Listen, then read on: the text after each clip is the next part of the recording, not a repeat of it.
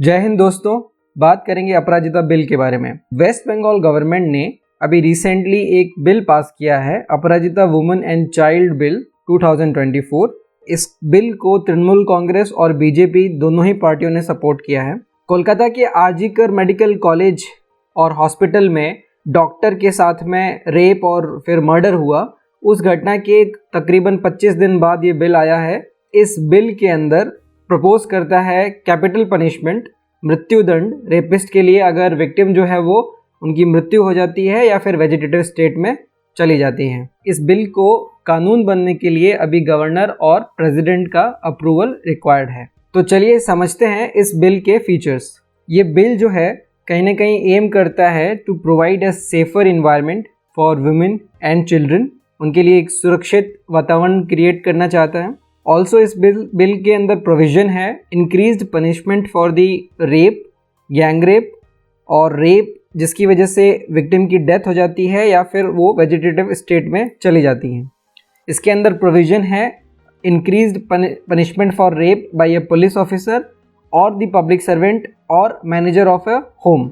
Rape by repeat offenders का भी इसके अंदर प्रोविज़न है। साथ ही साथ ये बिल सीक करता है या प्रपोज करता है टू अमेंड भारतीय न्याय संहिता जो है उसको, और उसके साथ साथ जो पॉक्सो एक्ट है, protection of children from sexual offences, उसको भी अमेंड करने का प्रस्ताव ये बिल रखता है। और ये बिल प्रपोज करता है कि जो रेप केसेस है उनका जो इन्वेस्टिगेशन है, उनकी जो प्रोब है वो 21 दिन के अंदर अंदर, जब इनिशियल रिपोर्ट दी जाती है उसके 21 दिन के अंदर कंप्लीट कर ली जाए। सो ओवरऑल ये बिल जो है वो पनिशमेंट बढ़ाने की बात कर रहा है, स्पीडी इन्वेस्टिगेशन की बात कर रहा है और जो जस्टिस का डिस्पेंशन है, जो न्याय जो देने की बात है, उसको तुरंत न्याय की बात कर रहा है। ये इसके मेन एलिमेंट है इस बिल के। तो आगे बढ़ते हैं और समझते हैं कि जो ममता गवर्नमेंट ने नया एंटी रेप बिल जो लाया है, जिसको अपराजिता बिल कहा जा रहा है, और जो एंटी रेप प्रोविज़न ऑलरेडी है भारतीय न्याय संहिता या फिर बीएनएस जो 2023 में लाया गया, उसमें डिफरेंस क्या है इन दोनों के बीच में। पहला बात करेंगे पनिशमेंट फॉर रेप के लिए, जिसमें बीएनएस के अंदर फाइन के साथ साथ 10 साल का मिनिमम जेल है और साथ ही साथ ये जेल जो है वो लाइफ इम्प्रिजनमेंट में भी कन्वर्ट हो सकता है।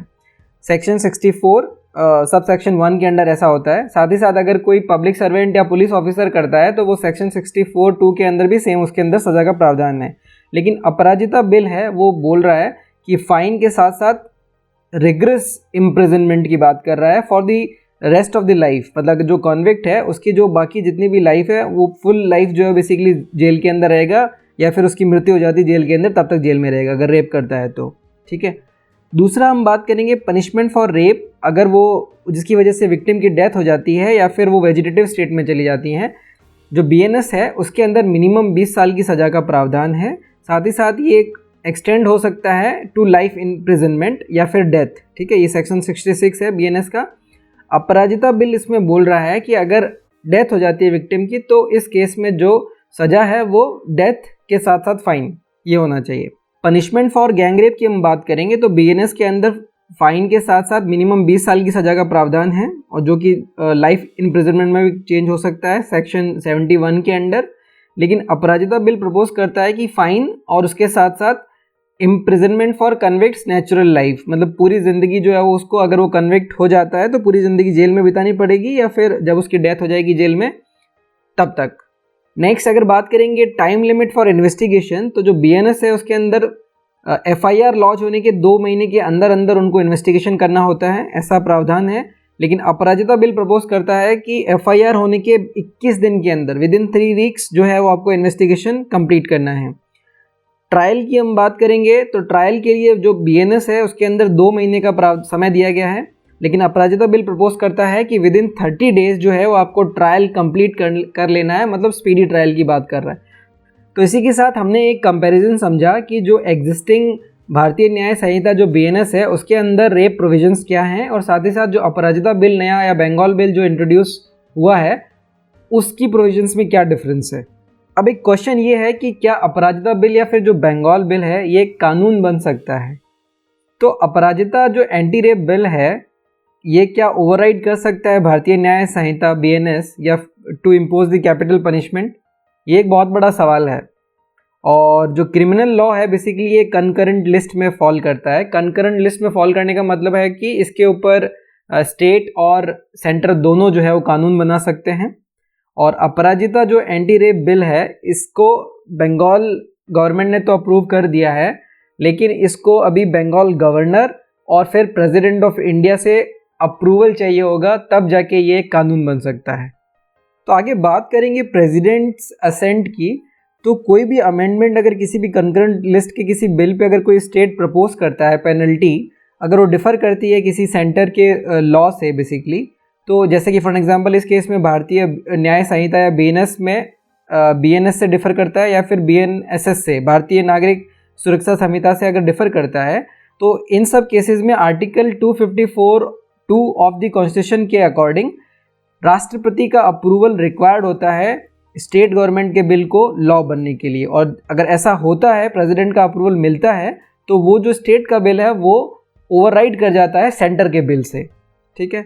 लेकिन इसमें समझने वाली बात ये है कि कोई टाइम लिमिट डिफाइंड नहीं है, फिर कोई प्रेसिडेंट पे कोई ऑब्लिगेशन नहीं है कि उनको अपना ऐसे बिल को असेंट देना ही है। फॉर एग्जाम्पल राष्ट्रपति के पास में जो अभी बिल इस तरह के पेंडिंग है, उसमें महाराष्ट्र का शक्ति बिल जो 2020 में महाराष्ट्र गवर्नमेंट ने भेजा था रेप से रिलेटेड केसेस के लिए, और 2019 का आंध्र प्रदेश का जो क्रिमिनल लॉ बिल है जिसमें रेप केसेस में डेथ पेनल्टी प्रपोज किया गया था। Andhra was the first state जिसने डेथ पेनल्टी प्रपोज किया था।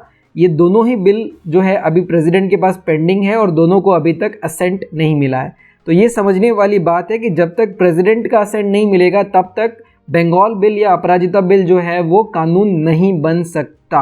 चलिए आगे समझते हैं इस बिल की कुछ क्रिटिसिज्म के बारे में। तो कुछ एक्सपर्ट्स का ऐसा मानना है कि कठोरतम सज़ा देने से वो एक डेटरेंट की तरह कार्य नहीं करता है और ना ही उससे क्राइम का रेट जो है वो कम होता है। और कुछ ऐसी एम्पिरिकल स्टडीज़ भी हैं जो ये प्रूव करती हैं कि स्ट्रिक्टर पनिशमेंट देने से रेट ऑफ क्राइम कम नहीं होता है।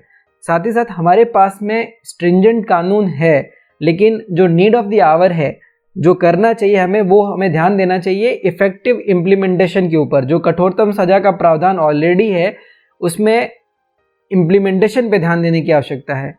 और एक और क्रिटिसिज्म ये है कि जो आर्टिकल 72 और आर्टिकल 161 ऑफ द कॉन्स्टिट्यूशन है, जिसमें प्रेसिडेंट एंड गवर्नर के पास में सज़ा को माफ़ करने का या फिर पार्डन करने का जो पावर होता है, बेसिकली जो लेजिस्लेशन जो है वो बेसिकली उस पावर को नहीं छीन सकता। तो ये कुछ क्रिटिसिज्म थी इस बिल के बारे में। तो इस वीडियो में इतना ही, मिलते हैं अगले वीडियो में। Please like and share the video. जय हिंद।